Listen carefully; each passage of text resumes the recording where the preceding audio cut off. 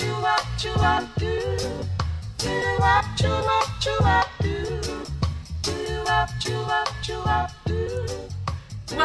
to Medicine, Motherhood, and Metaphysics. Yes, this is very exciting. This is our first podcast, number one. We are starting this strong, and I thought it would be a great way to start to introduce myself, to introduce you to our listeners, and to introduce our podcast, what we're going to do, and maybe give them a little taste at the end of how each episode is going to go. Yes, definitely. So, like I said, the title is Medicine, Motherhood, and Metaphysics. I am Dr. Placid Bone, graduated from medical school in 1998. I graduated from residency in 2003. So I've been doing emergency medicine for about 20 years. Internationally and nationally, I have worked in Abu Dhabi, in Cuba. I've taken medical Spanish. Amazing. In Honduras and Mexico. And I've worked in trauma centers, academic centers, community centers. And currently I work in Los Angeles at a trauma center and at a community center. And then in the summers, I work in Queens, New York at a community center. All in 20 years. All in 20 years. You haven't been doing much. There you go. I am Dr. Jenny Castillo. I am also an emergency medicine physician. I graduated from medical school in 2000, first class of the new millennium. I was in Philadelphia for medical school, came up to New York City for residency. So graduated in 2004 from residency and have been in New York ever since. I too have been trained in working in different environments: trauma, academic medicine, community medicine, currently in urgent care. So a little bit of a lot of different things throughout the city and the surrounding areas of New York City. So yeah, it's really been an amazing experience to be an emergency medicine physician. My career has started with 9/11 and has spanned all the way to the pandemic. So and post-pandemic. And post-pandemic, exactly. So we definitely have a lot of interesting cases and thoughts and experiences, both between the two of us. So that's what this podcast is going to be about. It's going to be about our stories about medicine, motherhood, and the metaphysics. So moving along to motherhood. I am the mother of 3 boys from. What's your background? My background, yes. So I grew up in Maryland, did most of my training on the East Coast between New York and Boston and New Haven. And my family is from Guyana, the only English-speaking country in South America. So I have Indian roots and I have African roots. And is that where the interest to doing international work came from? Absolutely, yeah. So I studied Ayurvedic medicine in Pune, India, and in Chennai, India. So that my background, Indian roots, kind of sparked that for me. And what about you? Where are you from? I grew up in South Central Pennsylvania.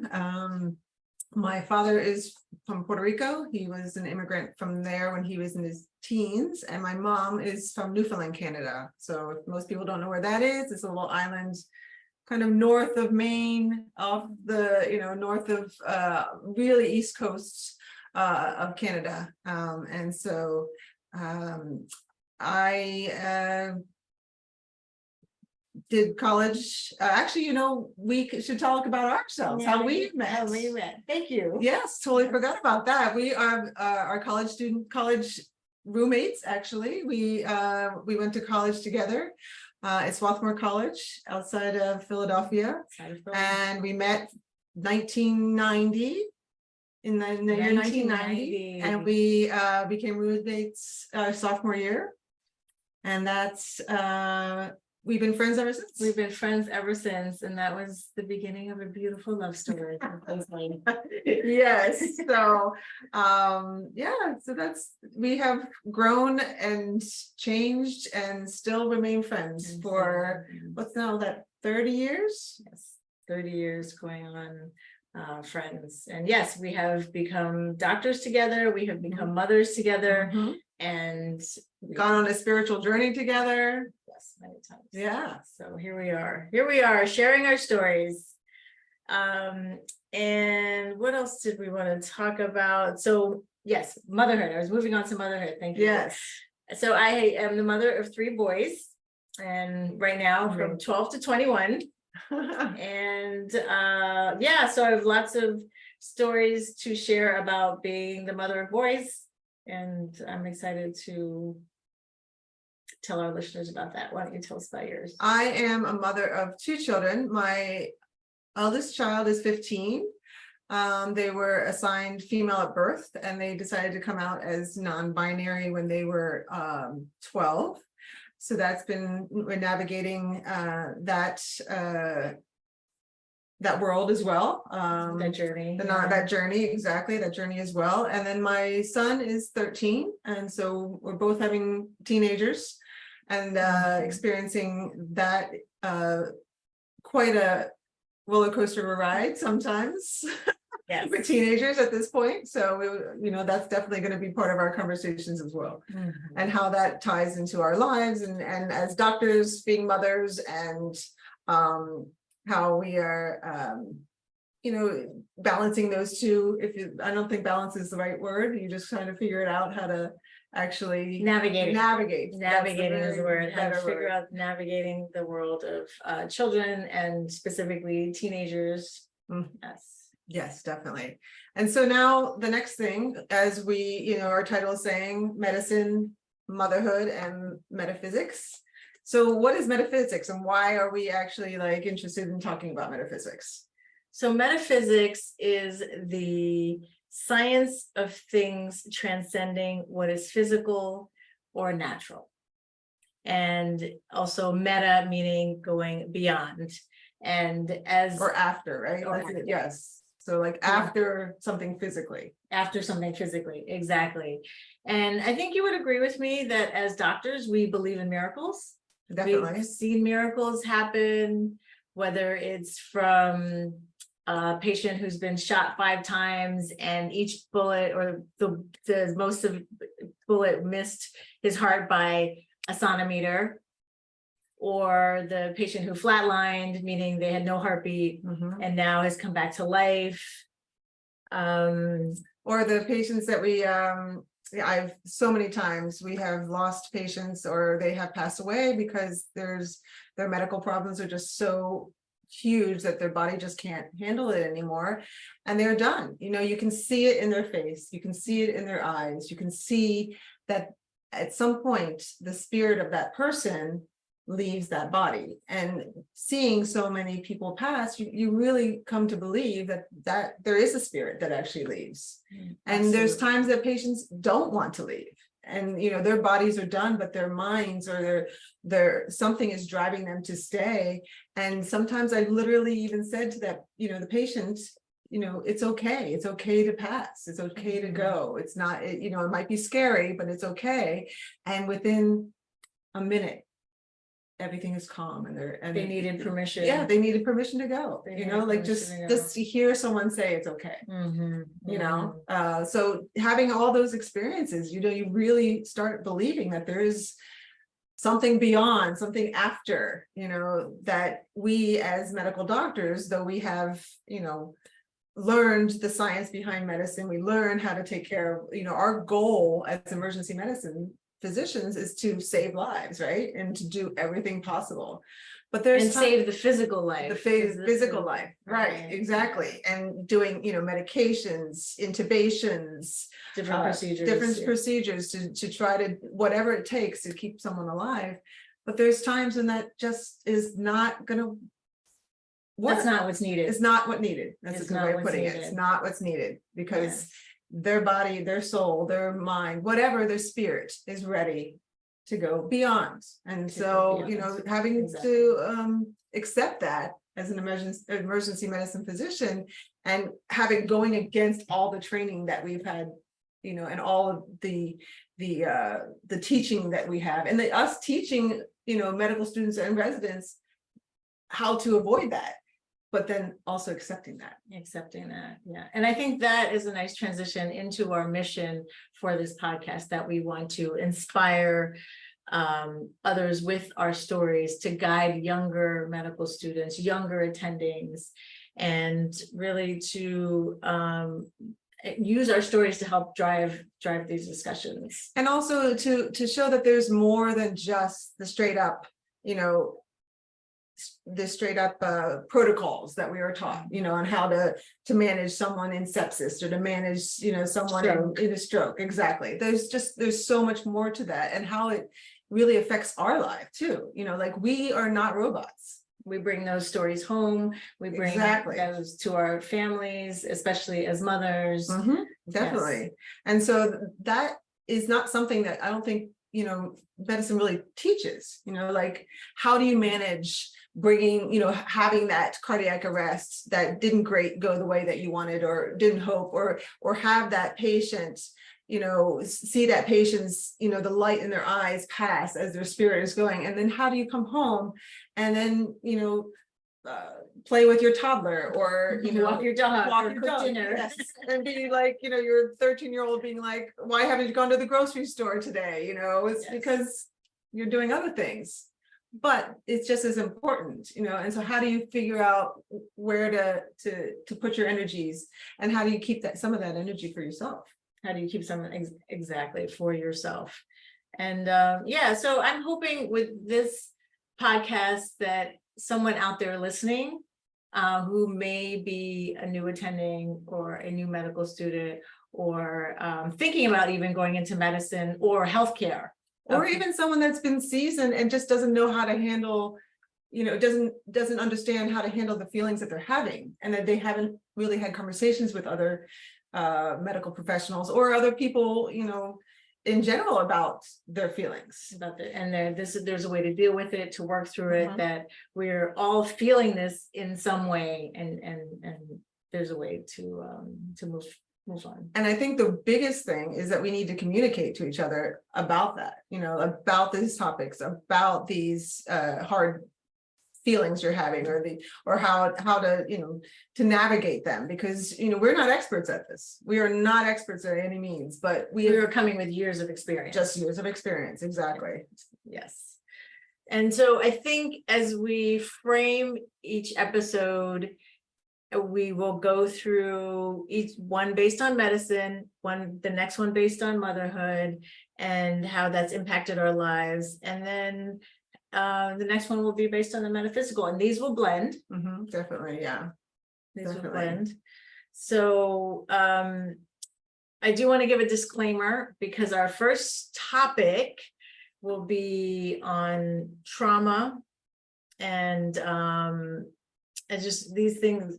This specific topic can be triggering for anyone affected by violence, specifically violence with a gun. So if you choose to listen on, which we do encourage you, then there is a disclaimer. But if you need to talk to somebody, please seek help. Don't ever be afraid to ask for help. Definitely. But this, like we said, this podcast is really important to start having conversations, start understanding how to handle these very challenging cases. But this is not just for medicine providers. This is like, though not everybody's going to be seeing the cases that we're going to be talking about and things like that. These are kind of like rules to kind of live by, things that how you can handle like very traumatic things. Everybody has traumatic things in their lives, Yes. like, and reminding yourself that you are human, and that you're not perfect, and that this, you may be making mistakes, and it's okay, it's okay to make mistakes. And so these are just kind of general topics that in general, things that we're going to talk about. So to kind of bring humanity back into our lives, into our listeners' lives, and into medicine. Yes, exactly. So the first topic we want to talk about will actually blend trauma, motherhood, and the metaphysical. And this case for me was a gentleman who was 40 years old, and he was sitting in his car, and he was shot in the head. He was shot with a bullet on the side of his temple. It went straight through.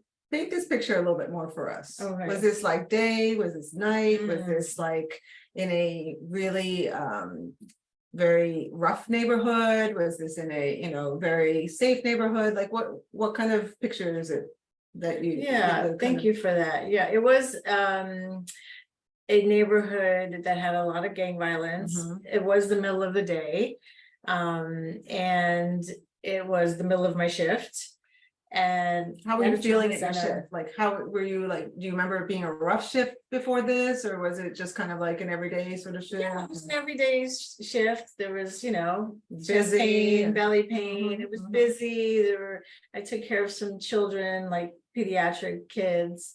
And then we get a trauma alert. Mhm. And what does that mean? Like, what does that mean? A trauma alert means that there is someone who has either been shot or stabbed in any part of their body. But that really means that all hands on deck for the emergency department Mhm. and for the hospital. So the trauma surgeon comes down, the Mhm. anesthesiologist comes down, Mhm. the respiratory therapist comes down, the blood bank is there ready. So everybody is there mobilized to give the best acute care to this very sick and dying patient. So is this patient already potentially dead, or it doesn't matter? Is it like, do they have, they have vitals? I mean, Yeah, so the interesting thing about this patient, a completely healthy 40-year-old who had a single isolated gunshot wound to his brain, had normal vitals.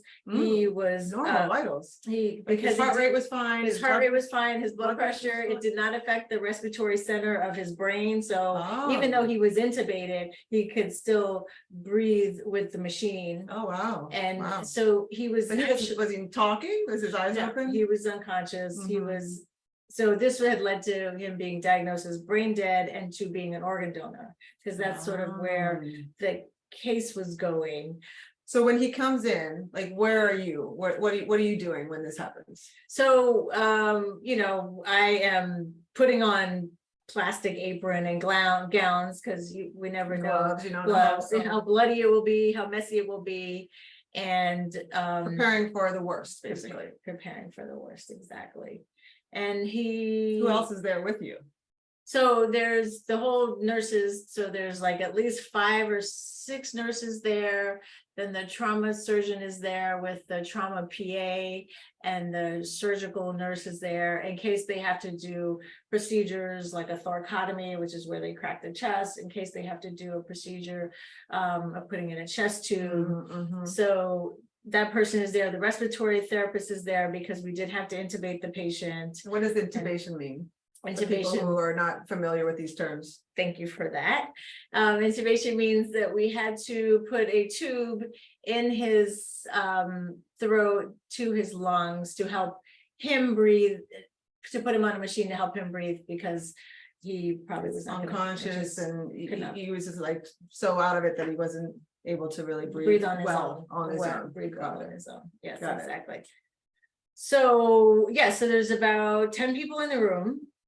So is it loud? Is it soft? Is it quiet? Or people know their role, their roles, or people shouting? How is it at this point? Yeah, people are well, the EMS comes in, so there's 2 EMS providers. He's on the gurney and they're wheeling him in, and there's a lot of people in the room. It's quiet. So yeah, nobody's shouting. And then the EMS provider gives the report. That's how we know he was sitting in his car. And he was shot in at the temple. And so, and he had normal vital signs. So we knew that he had normal vital signs coming in from the ambulance. And why is that important? Well, because if he was shot someplace else, maybe he's bleeding, and maybe we need to do another intervention. And where is he bleeding from? And so maybe there are other ways to save his life, but normal vital signs usually indicate that something is stabilized. Okay. Despite yeah. despite the nature of his injury. Right, which is amazing. Amazing that his body is still working his heart's still pumping enough to get a good normal blood pressure, and he has a gunshot wound to the head. to his brain. Yeah, that's amazing. The body is an amazing, amazing thing to me. Yes, yes, absolutely, absolutely. And he's on this breathing machine, and I'm feeling so sad Why are you feeling sad? because he's so young and it's such a loss of life. And I'm thinking, is he a father? He's obviously someone's son.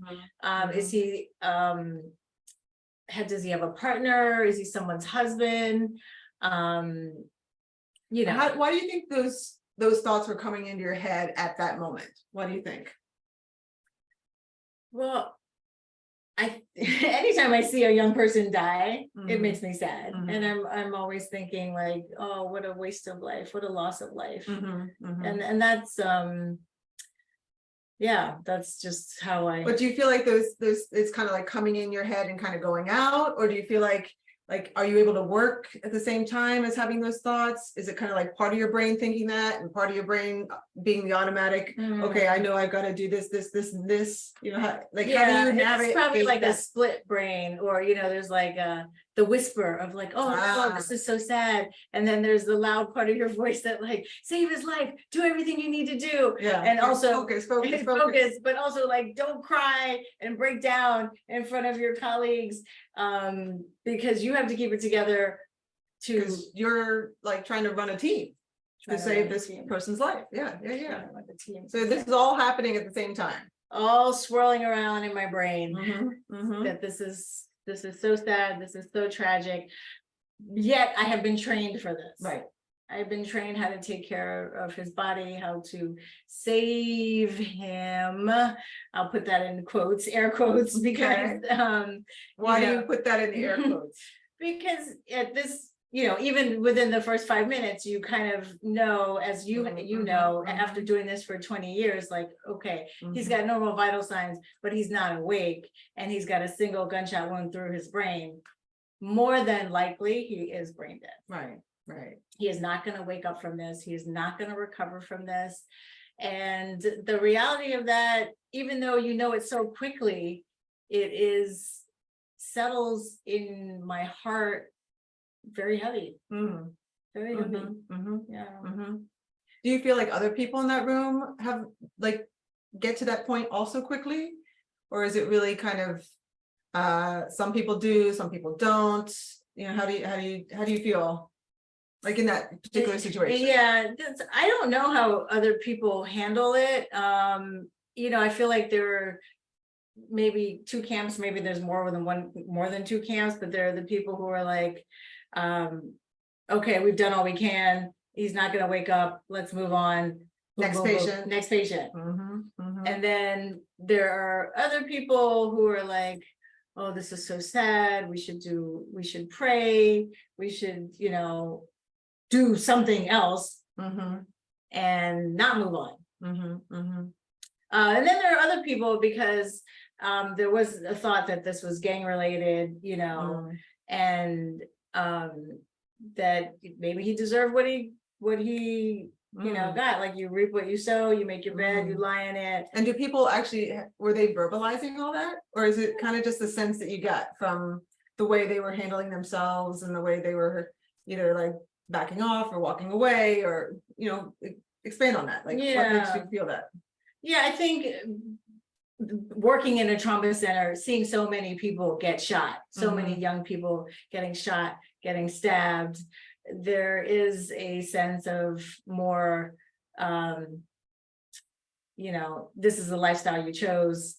You're in the business of, you may be in the business of shooting, maybe in the business of getting shot, and this is kind of like the work hazard of what the inevitable ending. The inevitable ending, for this person's life. Yes, because as I was feeling so sad, so they pull back the sheet, and they were pulling back because they were exposing everything, making sure he wasn't having any other gunshots, anything like that. Making sure he wasn't shot anyplace else or injured anyplace else, stabbed. He was in his car. Did he have a car accident? You kind of never know. Trying to put the story together, but not making assumptions until you really get to examine the whole body, is what you're saying. Exactly. Yeah. So you know that as the primary, secondary, tertiary survey in trauma is that you expose everybody, A, B, C, D, and E. E is What are the exposed. ABs? Go through A all is that. airway, B is breathing, C is circulation, D is disability, E is exposed. Yes. And that all happens within the first several minutes. Correct. Right. So Yeah. we've done all of that assessment very quickly. He's now exposed. And what does he have tattooed on his belly? What is that? What does he have tattooed on his belly? Big letters, death by murder. Wow. Wow. And what did you feel? What did the room feel? What did you like? How did you all like react to this tattoo on his abdomen? My first reaction was, how many people have you caused death by murder? Like, how many people have you killed? Wow. And it was kind of both sad and sort of tragic and revealing at the same time. Like, like, yes, he's a victim. He's the one who has the bullet in his head right now. But to have that tattoo, that sort of mantra, like, tattooed on your body. Yeah, that's the question I left without an answer. How many people have you caused death by murder? And did anybody in the room like talk about this? Or, like, I know we're not, talking about patients in, like not making specifics. We're definitely not going to be doing that at all.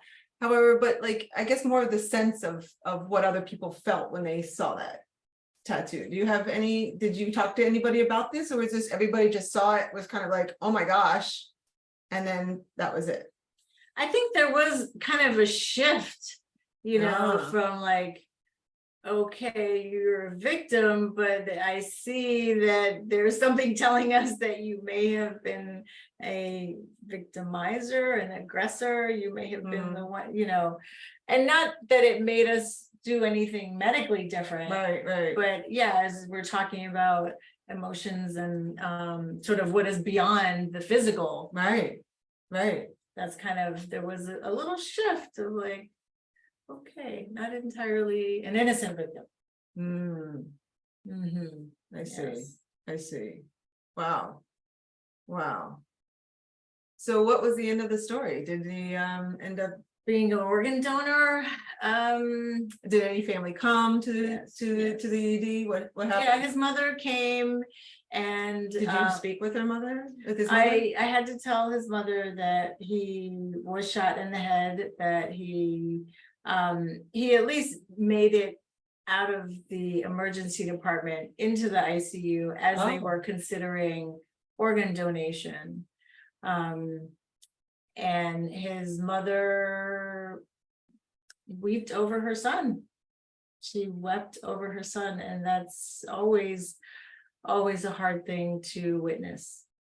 And did she say anything to you? Did she ask questions? Do you feel like there was a sense of surprise or shock, or was it like, oh, okay, this is finally something that I knew was going to happen, finally came to fruition? Like, do you have a sense of that? I don't really have a sense of that. I know that she grieved. I don't really have a sense of what she was thinking. Yeah, I can't speak on so it. for you, like, how long ago was this case? Yeah, over 6 years ago. And this is still very alive for you, very fresh in your mind. So how do you feel like you can, have you had closure? Do you feel like you still are feeling some of that feelings? Like, where are you now after this case? Well, I still feel that, and this is my own philosophy, is that you reap what you sow. So if you are in the business of getting shot and shooting people, then it's probably not a surprise that maybe one day you're going to get shot and also succumb to death by murder. So it's almost like he kind of lived in that world, knew that was going to happen, and even advertise it. Yeah. And I don't know if he knew it was gonna happen, but yeah, I just keep saying if that's sort of the path he chose or the path that was open to him. I can't speak that far back. Right, but right, of course. That's where he found himself. Yeah, yeah. And so do you feel like there's closure, or do you feel like it's still kind of part of you a little bit? Every patient that dies is still a part of me. Mhm, Yeah. I mhm. think you had put it nicely once when we were talking that you as a physician, we are a witness. Mhm, And mhm. that is an important part of what we play as healers, that Mhm. we are a witness to this stage of people's evolution and the last stage of their life, whether they're 440 or 400. Right, right. Yeah. So Yeah, we and I think that's taken me a number of years to learn that we are witnesses to other people's lives. mhm. And it's a privilege. I really feel like we have an incredible privilege and honor, exactly, honor to be a witness in people's lives and be part of their passing or part of their, or a huge, moment in their life, if it is passing or a huge medical, problem in their life that we're trying to help them solve. That's definitely something that we are blessed to be able to be a part of. But it's hard to just be a witness and not, be part of that life moment with Yes. them. And so that, I think, over the years took me many, many years to kind of realize, because I would be very, very drawn in, like the story that I'm just going to tell you about my major trauma, gunshot wound story that I have, that is literally now 20 years ago. It was it was my second year of residency, and I was doing an overnight shift in the pediatric emergency department. And again, same thing. But for me, it was lots of colds, stuffy nose, all the kids that come in at night. What time of the year? This was summer. This was actually literally one day before I turned 30. Okay. And I was having problems turning 30. I was thinking, oh my God, I'm not married. I don't have kids. I'm turning 30. I'm old over the hill. I like, what am I doing with my life? Sort of like hitting 30. And I know that's exactly 20 years ago because I just turned 50. So, so it's literally 20 years. And so I was having all that stuff going on in my head, and I was in the overnight shift, and we come get a call just like you, trauma alert. So but this is pediatrics, so this was the first pediatric trauma that I've had to deal with as a resident. Okay. Yes. So but you had an attending there, right? I had a supervisor. Yes. Supervisor. He was a fellow, wasn't attending at that time. They only had fellow working overnight. And so a fellow is already done with residency, so technically an attending in sorts, but they're also doing their own further training. That's what a fellow does. So he's several years beyond me, but it was just one fellow and me, and nurses, and so they got a call that there's a trauma coming in, 10-year-old shot in the head. Yes. And so I was just thinking, oh my God, it's like 10 or 11 o'clock at night, and I'm just like, what is she doing? Like this 10-year-old, what is she doing, out, walking around at 11 o'clock at night, and absolutely. And so those thoughts come into your head, and like, okay, no, just kind of like you have those thoughts, but you're like, okay, now I got to get ready for trauma. We have to get, the IV set. We got to get the blood set, in case she needs blood, this is 10-year-old. We're going to do everything possible to keep this girl alive. She comes in just like your case, and one gunshot wound to the head. They were doing chest compressions because she did not have, she did not have vitals. She did not have a heart rate. She did not have a blood pressure. She wasn't breathing on her own. I was at the head of the bed, and I intubated her. So like we described earlier, I had to put a tube down in order to put her on the machine. The whole team was there. The trauma surgeon was there. The respiratory therapists were there. The nurses were there. Everybody's trying to, get IVs and trying to get her blood pressure going again. Did the ambulance provider share any further information, or they did. They said that she was walking out of church holding her mother's hand when a drive-by shooting went awry and the bullet hit her in the head. Yes, so that's what she was doing at 10 o'clock, 11 o'clock at night. She's coming out of church. And then where were the parents?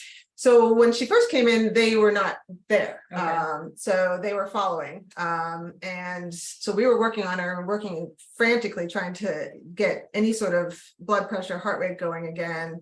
I had intubated her, and then I pulled my hands out from underneath her head, and I had brain matter in my hands. And I looked at the trauma surgeon, he looked at me, and this was probably 10 minutes into it. We both knew that she had passed. She had passed. Yes, so she had passed, because there's no way that she was going to be able to survive this injury. So when you had the brain matter in your hand on your gloves, did you at that point, did you gasp? I do remember pausing and being like, wow, oh my gosh. But I was still in that mode of, do everything. We worked on it for another 30, 40 minutes, after I realized that I had brain matter in my hand. I mean, we were just trying. And finally, we finally all kind of came to a collective agreement that we were not getting a heart rate back, we were not getting the blood pressure, and that we were going to call it. So we meaning we pronounce her as dead. And so we call it, pronounce her dead. And that time her parents showed up. And so for whatever reason, I don't even remember, the fellow said, go tell the parents.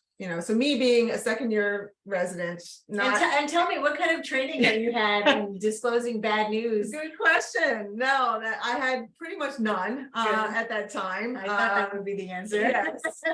Really no training whatsoever. I just had to tap into, I guess, trying to tap into the most compassion wording that I could possibly ever think of, and try to put I couldn't even put myself in that position. It's just so foreign. I was not a mother.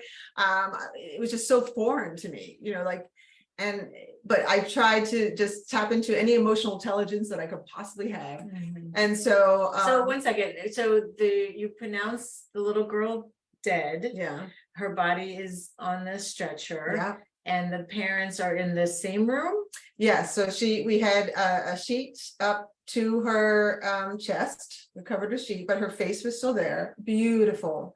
She had beautiful long black hair, beautiful dark brown eyes, like dark chocolate sort of colored, and beautiful skin. And it wasn't bloody either. It was just such a one gunshot wound, there was no blood, so I think you said she looked like she was sleeping. Yeah, she looked like she was sleeping. She was like an angel, just lying there, just so angelic, just lying there like she was sleeping. And her parents, I had them come in so they could see her. And I said, that she has passed. I was just, I had, in case they didn't understand English, I also had a translator to be able to really go into details if they wanted to. So at this point, there's only 4 people in the room, or is there still a lot of people knowing? No, it's just the 4 of us. Yeah. Okay. Very, very quiet. You, the parents, the translator, and the patient. Okay, Correct. five, Okay. right.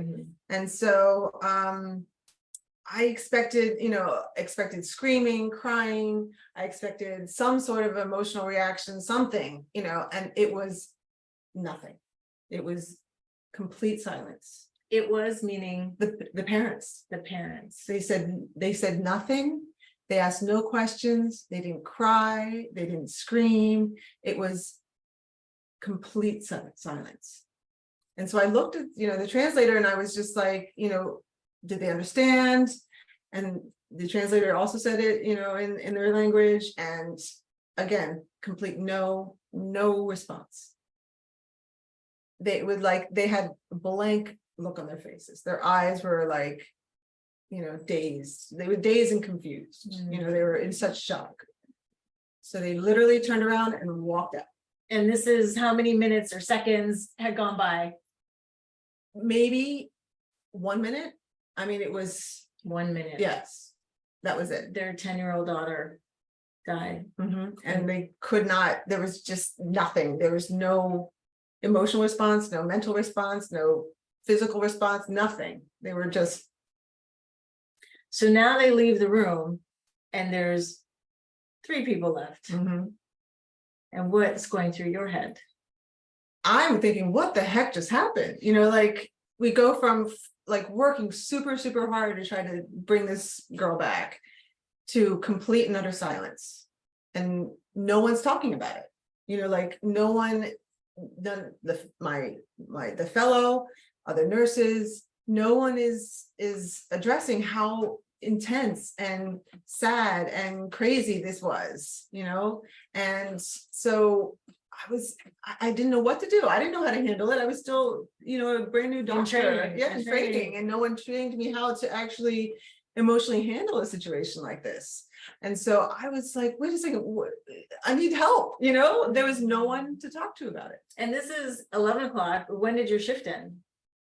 8 a.m. So this is relatively early in your shift. Exactly. And so I didn't know what to do. I felt an overwhelming sense of sadness. And did you cry? I did. And I walked outside. I didn't want anybody to see me crying because I didn't think that was going to be. I thought that was going to show me as weak, and not professional. Because you're early in your training, and this was 20 years ago, like you said, and that was the norm. Yeah. And so I walked out to the ambulance bay, like the lights of the ambulance were going and everything else, was black because it was dark at night. And I collapsed on the ground and sobbed for intensely for a minute, like just tears flowing. I was sad for myself having experienced this, sad for her parents having to experience it, sad for her, for the beautiful life that was extinguished. And then suddenly I was like, oh, wait, there's patients to be seen. I'm like, oh my God, I felt so guilty about not making the other people wait, that I wiped my face, wiped my tears, took a deep breath, and went back in to see the next patient. For the next 6-7 hours. Yeah. And that was the space that you released a little, not clearly enough. Yeah, because she has been in my brain. So the next day, her picture was on the front page of the New York Post. And I was walking by, one of the places that you can buy newspapers. This was again 20 years ago. And I saw it and I bought it. And I still have a picture I tore it out and I still have my picture, her picture in my diary. So I still am, for so many years, I had her as part of my body, carrying her around along with, any other of the really intense cases that we've experienced. And so it was not until last year, through a very crazy story, I ended up going to see a psychic. And I went and saw the psychic, and she was, really open to discussing different things. This was actually for another project on psychics, and I was there to be one of her readings. And I said, So not related to medicine. not related to medicine at all. No. I said, there's this case that it just has stuck with me for the last 20 years. And she would have been 30, the same age that I was when You pronounced her when I dead. pronounced her dead this year. And so I said, she's just stuck with me. And I'm like, is she possibly around? And the psychic said, is her name such and such? And I said, yes, that's her name. And I said, wow. And she's like, yeah, she's here. I was like, I always wondered why me? Like, why did that case come to me at that time? I always thought it was me, that how we could say you have a black cloud sort of thing. And what we mean by that is that certain providers have really challenging cases, or are known to always get the hard cases, or always get the trauma cases, or always get the really emotionally challenging cases. Like it's something about you that's attracting. Yes, exactly. That's hard cases. This you have the black cloud. Yes. Because those are the hardest things to deal with. And I was definitely known, and I probably still am known, of having a black cloud. And so I was like, why me? Why was I in this position? And what the psychic said was, it wasn't about you. She said it had nothing to do with you. She's like, in fact, the patient chose you. She knew that you were working that day. She knew someone who could handle the situation and handle it in a very graceful, professional, emotionally intelligent manner was working. And so she chose you. She chose you. And it was more about her parents' journey. Her parents had to go through the journey of learning how to grieve. So interesting. And it wasn't anything about me. And so at that moment, did you feel a weight lifted? Did you have like a 360 clarity? Yes, completely. I was like, oh, it never even dawned on me that what we're experiencing, what we are witnessing as doctors, has nothing to do with us. It is about that patient's or that patient family's journey. And it was as if I finally understood that it wasn't about me. Yes. And also your role in it. And for me, listening to your story, my role in it too, that really we don't have to own it. We don't have to carry it. Right. And that has taken so many years to learn. And I wish I would have known that, or been able to tap into that, or understand that years ago, because a lot of those cases I am carrying. She helped me release that particular case. There are other cases that I have to release as well still. But just to have someone point that out to me was huge. Yes, exactly. And probably a turning point into how you relate to these hard cases. Definitely. Yes. So thank you for sharing that. Yeah, it was amazing story. I will never forget her and her beautiful face. And how it's really has affected me, both in very, very hard ways, but also in a really enlightening way. In a metaphysical way.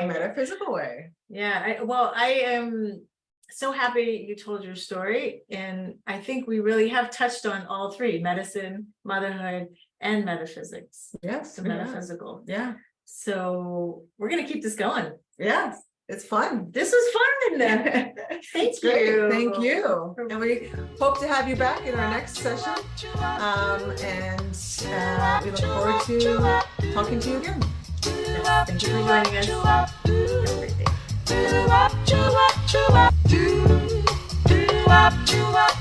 day.